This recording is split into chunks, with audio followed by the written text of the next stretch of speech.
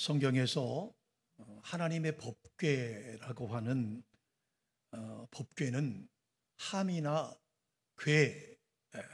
궤짝이라고 하는 뜻의 의미를 가지고 있는 하나님의 궤라고 하는 내용이 성경에 총 53번이나 언급되고 있어요. 그러니까 여러 가지 이름이 있어요. 총 16가지의 이름이 기록되고 있는데 궤라고 하는 출애굽기 25장 10절의 말씀처럼 궤라고 하는 말이 가장 많이 기록되어 53번 언급돼요. 출애굽기 25장 22절에 보면 법궤를 정곡궤라고 표현하는데 이것은 13번이 소개되고, 또 민수기 10장에 보면 언약궤라고 하는 말이 13번 소개됩니다.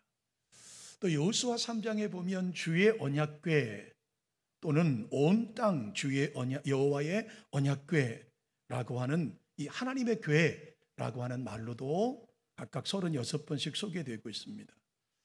또 사무엘상 4장 4절에 보면 하나님의 만군의 언약궤라고 한 번 소개하고, 이스라엘 신의 궤라고 7번 소개합니다. 지혜의 능력의 궤라고 역대하 6장 41절과 시편 132편에 소개되고 있어요. 어쨌든 같은 하나의 그 법궤를 가지고 총 16가지로 성경에는 총 194번을 언급하고 있습니다. 우리 방송실 한번 언약궤를 보여주실까요? 이것이 언약궤입니다. 자, 이 법궤 안에는 하나님의 공의의 상징과 하나님의 성품을 상징하는 하나님과 이스라엘 사이의 언약을 기억하게 하는 10계명의 두 돌판이 이 속에 있어요. 그리고 하늘에서 내려오는 양식을 의미하고 훗날 예수 그리스도를 상징하고 있는 항아리에 담겨 있는 만나가 이 언약궤 안에 들어가 있습니다. 뿐만 아니라 아론의 쌍난 지팡이와 훗날 예수 그리스도의 죽음과 부활을 상징하는 이 아론의 쌍난 지팡이가 이 속에 담겨 있어요. 그러니까 이스라엘 백성과 하나님의 언약의 상징인 10계명이 기록된 두 돌판과, 그리고 아론의 쌍난 지팡이와 하나님의 하늘의 양식을 기념하고 있는 그 아론의 그 항아리에 그 만나가 담겨 있다라고 하는 것이죠. 이 하나님의 언약궤는요, 길이가 1m 20쯤 됩니다. 그리고 높이와 그리고 폭이 세로가 각각 67.5cm, 약 한 70cm 되는 그런 사이즈를 가지고 있어요. 이것은 조각목이라고 하는 아카시아 나무 종류의 나무로 궤를 만들고 안과 밖에 금으로 완전히 입혔습니다. 그리고 이제 위에 뚜껑이 있는데요, 이것을 속죄소라고 성경은 말씀하고 있고, 두 수랍이 감싸고 있는 그림이 위에 여러분 보시다시피 기록되어 있습니다.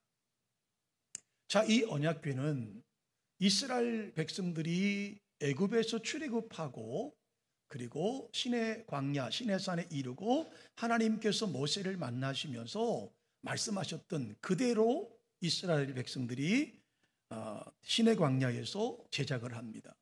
그리고 이 언약궤를 중심으로 광야에서 38년 동안을 언약궤와 함께 행진하고 행군하는 모습을 볼 수가 있습니다. 그리고 요단강을 건너서 이제 이스라엘 백성들이 가나안 땅을 점령할 때 이 하나님의 언약궤는 길갈이라고 하는 곳을 거쳐서 결국 실로라고 하는 곳으로 옮겨집니다. 그리고 사사시대와 함께 총 450년 동안 실로에 보관되어지죠.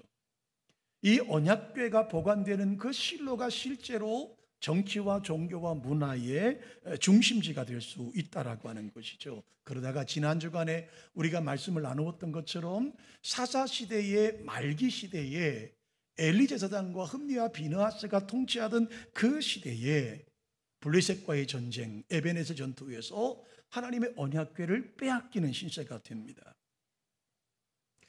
이스라엘 백성들은 대패를 하게 되고 약 3만 명의 병력을 잃어버릴 뿐만 아니라 이 하나님의 임재의 상징인 이 언약궤를 빼앗기고 블레셋에 그만 패전해 버리고 말게 되는 것이죠. 자, 그러다가 하나님의 강력한 역사로 다시 이 언약궤는 다곤 신전에서 계속 다곤 신상이 무너지고 깨어지는 일들을 통해서 옮겨지다가 결국은 베세메스라고 하는 이 블레셋과 이스라엘 백성의 접경지인 이스라엘 땅인 베세메스로 언약궤가 다시 돌아오게 되죠. 이 베세메스 마을에 살던 사람들이 언약궤가 어떤 것인지 너무 궁금했던 것이죠. 그래서 속죄소라고 말하는 그 뚜껑을 열므로 베세메스의 많은 사람이 또 죽임을 당합니다. 그래서 그들은 할 수 없이 기럇 여아림이라고 하는 곳으로 보내집니다. 이것이 사무엘상 6장에 소개되고 있습니다. 이 기럇 여아림에서 70년 동안을 언약궤가 모셔져 있는 것을 볼 수가 있습니다. 자, 이것이 오늘 본문의 6장 이전에 이 언약궤의 여정이라고 볼 수 있겠죠. 이제 세월이 흘렀습니다.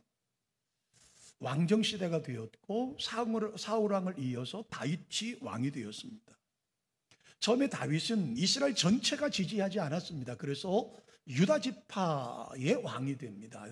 나머지 11지파는 다윗을 왕으로 인정하지 않죠. 그리고 약 6년 6개월의 시간이 지나서 이제 온 이스라엘의 왕이 됩니다. 그리고 그가 그동안 이스라엘을 그렇게도 괴롭히던 블레셋과의 전투에서 승리합니다.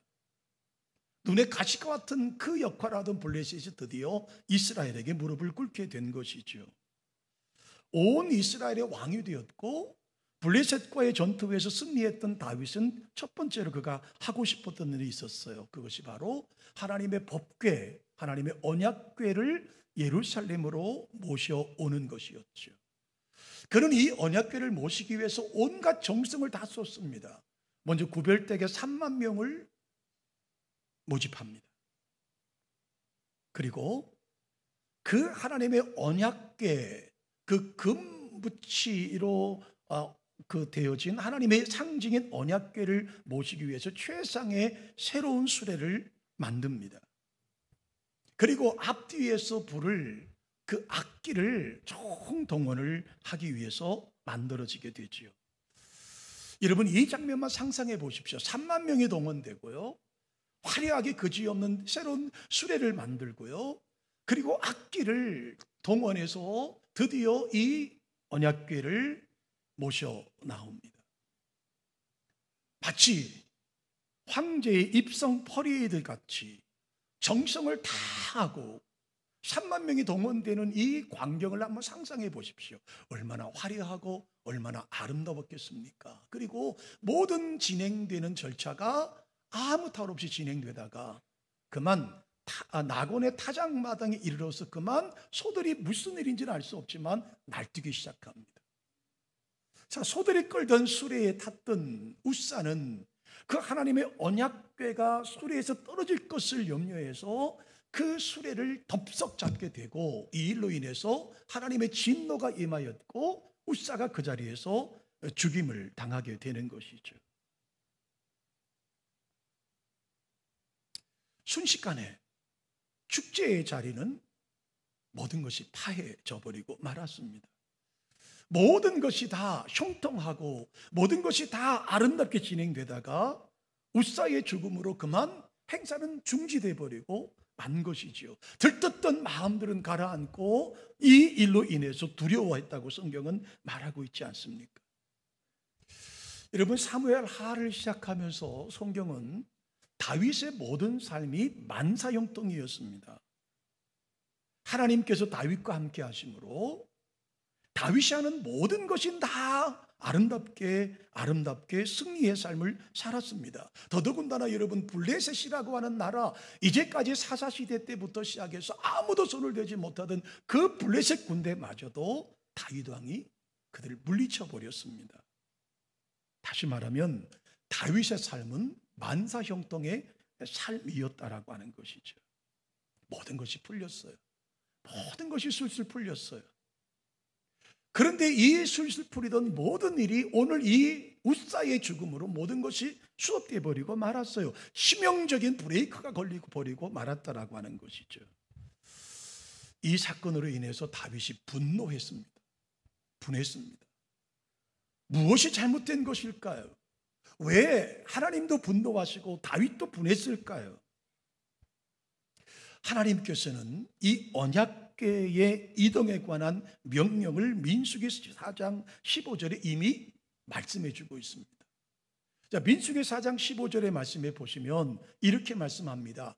자, 진영을 떠날 때 아론과 그의 아들들이 성소와 성소의 모든 기구 덮는 일을 마치면 그와 자손들이 와서 낼 것이라.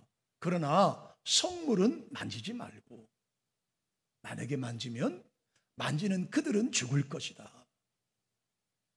회막 물건 중에서 이것들은 고앗 자손이 낼 것이라 라고 하는 사실을 분명히 광야에서 말씀하고 있어요. 이것을 만지면 죽을 것이다 라고 하는 말씀이 있어요.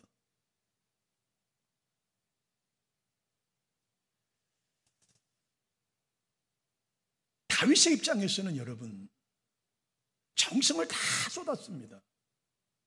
다윗의 입장에서는 이 하나님의 언약궤를 모시기 위해서 정성을 쏟았습니다. 그리고 제가 말씀드린 것처럼 다윗은 이제까지 모든 것이 하나님의 은혜로 다 일들이 풀려나갔습니다. 그런데 한 가지 민수기 4장 15절의 말씀을 하나 어길 뿐이었습니다. 만지지 마라. 만지면 죽을 것이다. 이 본문을 보면서 여러분 묵상해 보십시오. 대체로 사람들은요 승승장구할 때는 조심성이 사라집니다. 만사가 다 잘 풀리면 내가 선택하고 내가 생각하고 자신의 판단을 신뢰하게 됩니다. 그리고 생각합니다. 내가 진실하다면, 내가 정직하다면 하나님은 모든 일을 잘 풀려지게 하실 것이라고 하는 믿음이 생깁니다. 여러분 다윗도 여러분 보십시오. 아무 수레나 사용한 것이 아닙니다. 정성을 다해서 새로운 수레를 만들었어요. 최상의 수레를 만들었어요. 새 수레를 준비했어요. 나름대로 정성을 다했다는 말입니다. 나름대로 무례한 행동이 아니라 자기가 섬길 수 있는 하나님을 최고의 존경의 대상으로 섬겼더라고 하는 것이죠. 그러나 하나님은 그의 정성보다도 그 하나님의 언약궤를 하나님의 말씀대로 하나님의 방법대로 대접받기를 원하셨다라고 하는 것이죠. 여러분 레위기 10장을 보시면 출애굽 때도 제사장 나답과 아비후가 하나님께서 명하시지 않은 불을 사용하다가 죽임을 당한 적이 있습니다. 두려운 말씀이죠. 하나님께서 명령하시지 않은 똑같은 다른 불을 가지고 하나님께 제사를 드렸는데 그 일로 인해서 죽임을 당했다니까요. 그러므로 우리는 이 일을 통해서 하나 짚고 넘어갈 것이 있어요. 그것이 뭐냐 하면 거룩한 일일수록 말씀대로 행치 않을 때 엄격하게 하나님은 책임을 물으신다라고 하는 사실입니다. 자, 본문에서 다윗의 성실함과 진실함 자체는 문제가 없습니다. 여러분 이사야 25장 1절에도 하나님은 성실하시고 진실하신 분이라고 말씀하고 있어요. 그러므로 성도의 삶에 성실함과 진실함은 반드시 있어야 합니다. 문제는 말씀대로의 성실함, 말씀대로의 진실함을 잃어버리고 자기 나름대로 성실하고 진실하다라고 하는 것은 하나님 앞에서 통하지 않는다라는 교훈을 주고 있다라고 하는 겁니다. 여러분 창세기 4장을 보시면 아담과 하와의 후손들이 최초로 하나님 앞에 제물로 예배를 드립니다. 여러분 가인을 보십시오. 가인은 농사 짓는 사람의 원조였어요. 여러분 그가 준비한 제물은 결코 소홀함이 없었어요. 나름 최상의 선물을 준비했습니다. 최상의 것으로 하나님께 예배를 준비했습니다. 문제는 하나님이 그의 제사를 받지 않으셨어요. 그의 제물을 받지 않으셨습니다. 나름대로, 가인 나름대로의 최선을 다했지만 하나님이 받지 않으셨어요. 그때 그는 심히 분노했다고 성경은 말하죠. 결국 이 분노가 사라지지 않으므로 동생 아벨을 돌로 쳐 죽이는 사건으로 연결되고 있는 것을 볼 수가 있어요. 그러므로 우리는 본문을 통해서 한번 짚고 넘어갈 것이 있어요. 왜 하나님은 내가 정성을 다했는데, 내가 진실한데, 내가 최선을 다했는데 왜 우리의 행동을 받지 않으실까? 우리는 하나님 앞에 이렇게 항변할 수 있겠죠. 하나님, 제가 얼마나 정성을 다했는데요, 내가 얼마나 진실하게 다했는데요, 내가 하나님 앞에 얼마나 정성을 다했는데 왜 내 예배를 받지 않으십니까?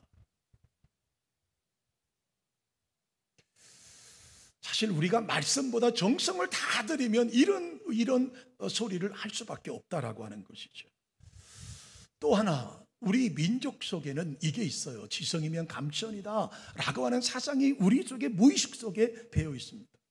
우리는 어릴 때 많은 동화책을 통해서, 많은 만화책을 통해서 이 지성이면 감천이라고 하는 것들이 우리 머릿속에 있다라고 하는 겁니다. 이것이 오늘 우리 교회에도 들어왔어요. 그래서 각종 집회나 각종 교회 생활을 통해서 우리가 정성을 다하다 보면 하나님께서 감동하셔서 결국 우리를 축복하실 것이라고 하는 생각을 가질 수밖에 없다라고 하는 것이죠. 여기 자유로울 사람은 아무도 없다라고 하는 것입니다. 다윗도 하나님의 언약궤를 모시기 위해 정성을 다하죠. 3만 명을 구별시켰습니다. 새로운 화려한 수레를 만듭니다. 그리고 각종 악기들을 동원합니다. 얼마나 화려합니까? 얼마나 정성을 다합니까? 그런데 단 하나, 말씀대로 하지 못했기 때문에 웃사가 죽임을 당하고 말았더라고 하는 것이죠. 여러분, 말씀대로 하지 않는 성실함, 말씀에서 벗어나 버린 정직함, 말씀에서 벗어나 버린 진실함보다도 말씀대로 살아가는 것을 하나님이 원하시다라고 하는 거예요. 제가 일부 예배 때도 설교를 했습니다만 다윗의 입장을 제가 변론해드리고 싶은 마음이 있어요. 왜냐하면 우리도 다윗 같은 심령을 가지고 있으니까요.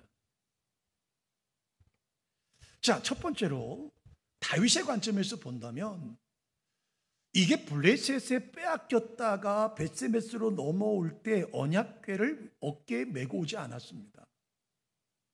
블레셋 사람들이 새로운 수레를 만들어서 거기에 언약궤를 올리고 젖이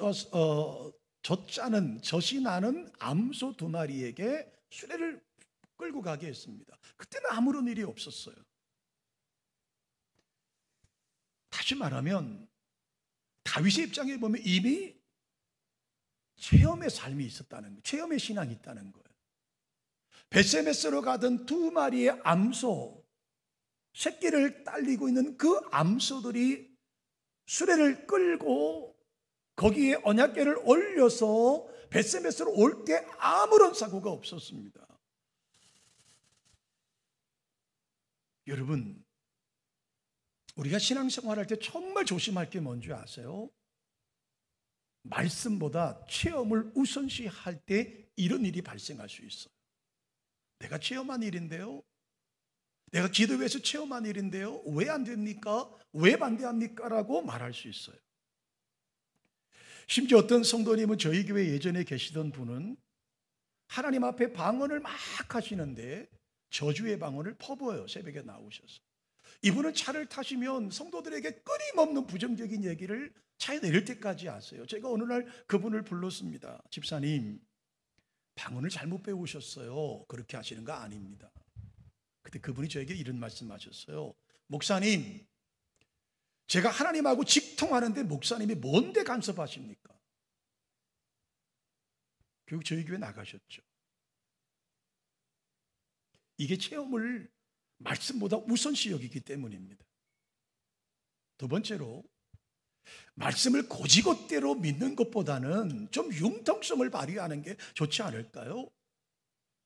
이미 수레라고 하는 새 수레에 하나님의 언약궤를 싣고 벳세메스로 왔던 경험이 있기 때문에 체험도 있고 좀 효율적으로 하나님을 섬기는 것이 훨씬 좋지 않겠습니까? 라고 하는 효율성과 편리를 생각했을 수도 있어요.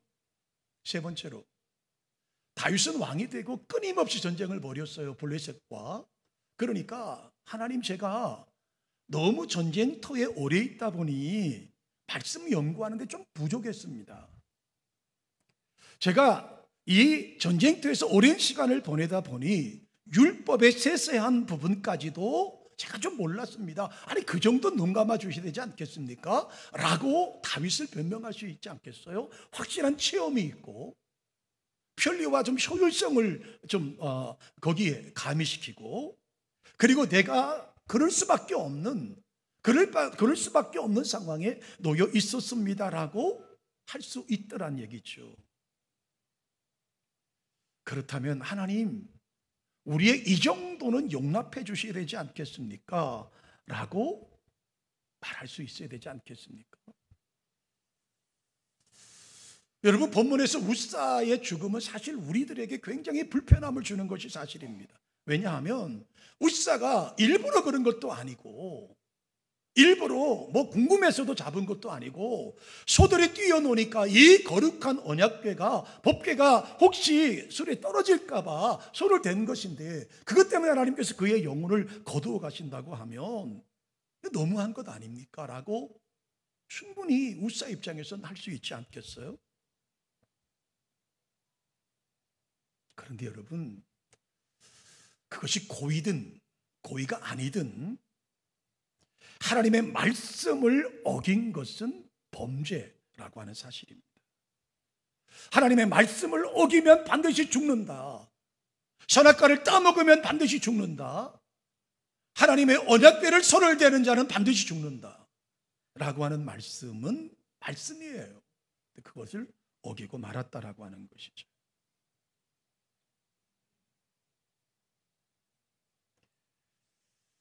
나름대로의 존중의 표현은 있을지라도 하나님께서 존중받기 바라셨던 방식은 완전히 무시해버리는 태도였으며, 그분의 준엄한 말씀에 대한 말씀을 너무 가볍게 여긴 그 웃사의 모습이 여기 소개되고 있다라고 하는 것이죠. 자, 저는 이 강단을 30년을 지켰습니다. 사실 두려운 말씀으로 이 말씀을 준비했습니다. 자, 우리 시대는 소비자가 왕인 시대에 삽니다. 소비자가 왕이죠. 이미 우리 소비자들의 입맛대로 살 수 있어요. 마음에 들지 않으면 거절할 수 있습니다. 물건을 구입했다가 양이 안 차면 보낼 수 있어요. 그래서 이 물건을 만드는 공급자들은 소비자들을 잡기 위해서 끊임없이 노력하고 연구하고 상품을 개발할 수밖에 없죠. 자, 그런데 이런 풍조 속에 오늘 목회자인 저도, 그리고 여러분도 어쩌면 여기 속에 혼합되어 있는지 모르겠어요. 소비자, 성도들의 필요한 설교만을 준비하고 있는 내 모습은 아닌지, 성도들의 입맛에 맞게 설교를 재각성해서 설교하고 있지는 않은지, 그래서 하나님의 말씀보다는 우리의 상황 윤리와 상황에 대처하는 말씀을 전하고 있는 제 모습은 아닌지, 이 유혹은 끊임없이 우리를 괴롭히고 있더라고 하는 것이죠. 그렇지만 여러분, 성경을 성경대로 전하지 않으면 우리도 웃사처럼 죽임을 당할 수밖에 없는 존재라는 사실을 우리는 기억해야 합니다. 오늘 설교하는 설교자가, 그리고 듣는 성도들이 하나님의 말씀이 우리 마음을 불편하게 하면 이 말씀을 뜯어 고쳐서 성도들이 불편하지 않게 전하는 목회자가 아니라 말씀 앞에 나를 대입해보고 그 말씀이 온전한지를 돌아봐야 된다라고 하는 사실이죠. 여러분, 죄에 대한 하나님의 진노가 없다면 하나님의 은혜를 경험할 수 없습니다. 불신자들에게 진노하지 않으시는 하나님의 그 사랑인데 우리 믿는 저와 여러분에게 분노하시는 하나님을 우리는 바라보셔야 된다라고 하는 사실이죠. 결국 웃사가 죽은 이유는 무지함, 영적인 무지함 때문에 또 무지의 열정이 그를 죽이게 만들었습니다. 그럼에도 불구하고 우리는 이렇게 생각합니다. 그래도 그렇지 죽이는 것은 너무하지 않느냐라고 생각이 든다면 어쩌면 저와 여러분도 하나님 말씀을 웃사와 같이 너무 경휼히 여기지 않는가 돌아볼 필요가 있습니다. 여러분, 웃사의 열정 자체가 잘못된 것은 아닙니다. 웃사의 그 열정을 나무라는 것은 아닙니다. 그러나 그 열정도 말씀에 빗대지 않으면 잘못된 열정이 될 수 있다라고 하는 사실입니다. 자, 저는 이 설교를 준비해서 디모데후서 2장 15절의 말씀을 봅니다. 디모데후서 2장 15절의 말씀은 너는 진리의 말씀을 옳게 분별하여 부끄러울 것이 없는 일꾼으로 인정된 자로 자신을 하나님 앞에 드리기를 힘쓰라고 말씀합니다. 여러분, 사실 목회라고 하는 것이 보여지는 것 그리고 우리에게 되어지는 것들을 하나의 열매로 보며 살아갈 수 있을 수 있습니다. 그러나 여러분, 오늘 디모데후서가 우리 가운데 말씀하시는 것처럼 하나님의 말씀을 분별해서 배로 전하는 것은 굉장히 쉽지 않은 것이라는 생각이 들어요. 여러분, 삶을 열정적으로 살고 있을 때 사람들은 자신이 제대로 살고 있다는 착각하기 쉽습니다. 적어도 우리가 게으르지 않고 적어도 우리 열정적으로 하나님을 섬기고는 그 자체가 지금 나는 옳게 행하고 있다라고 하는 착각에 빠지기 쉽습니다. 특히나 열정적인 삶의 결과로 모든 일이 다 형통하게 되고 모든 것이 다 아름다워지면 그때부터 자신의 생각과 자신의 판단을 점점 신뢰하기가 쉽습니다. 그러나 그 이면에 하나님의 말씀을 소홀히 대할 수 있는 위험성이 여전히 공존하고 있다는 사실 또한 우리가 바라볼 수밖에 없다라는 것이죠. 여러분, 대표적인 사람들이 이단들 아닐까요? 그들은 체험이 있습니다. 그들은 열심이 있습니다. 그들은 자신이 믿는 신앙, 자신이 믿는 종교에 굉장히 열심이 있습니다. 그러나 우리는 그들을 향하여 이단이라고 말합니다. 왜요? 열정도 중요하고 헌신도 중요하고 수고함도 중요하지만 성도는 종교적인 열심에 앞서서 말씀으로 나를 점검하셔야 하고 자기를 부인하는 일부터 먼저 하셔야 된다라고 하는 사실입니다. 웃사의 죽음으로 모든 일이 스톱이 되어버리고 말았습니다. 이 사건은 이스라엘 백성 전체에게 그리고 제사장들에게 더더구나 이 일을 집전하던 다윗에게는 엄청난 경고였고 충격이었습니다. 다윗은 이것을 자신의 반성, 자신의 모습을 돌아보게 만들었어요. 그래서 8절에 보니까 이 땅 이름을 베레스 웃사를 충돌하셨다, 웃사를 치셨다라고 하는 지명을 만들어 놓았습니다. 그날에 여호와를 두려워했다고 9절에 말씀하지요. 그래서 여호와의 궤를 어찌 내가 모시고 갈 수 있을까 싶어서 이 궤를 모시기를 포기해버리고 말죠.